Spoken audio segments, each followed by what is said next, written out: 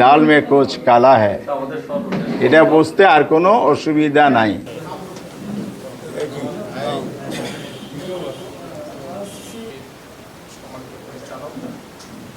আমার নমিনেশন বাতিল হলে দলীয় কর্মীরা হাততালি দিয়ে আনন্দ করতে পারে, সরকারি অফিসাররা যদি হাততালি দেয় ডাল মে কুছ কালা হ্যায়, এটা বুঝতে আর কোনো অসুবিধা নাই। এখানে তো ওনারা দলীয় কর্মীর ভূমিকা রাখলে তাহলে আলটিমেটলি নির্বাচন কি হবে এটা তো পরিষ্কার।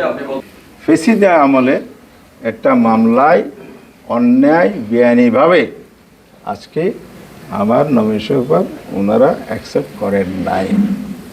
এটা কত বড় যে অপরাধ এবং অন্যায় হয়েছে এটা আগামীতে প্রমাণিত হবে ইনশাআল্লাহ।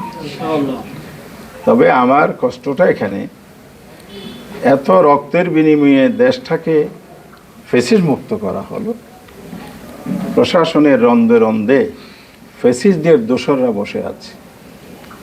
আমরা ইলেকশন কমিশনকে বলেছি, মানে সিটরে দফায় দফায় বলেছি, এবং সারা দেশে আমরা 8 দল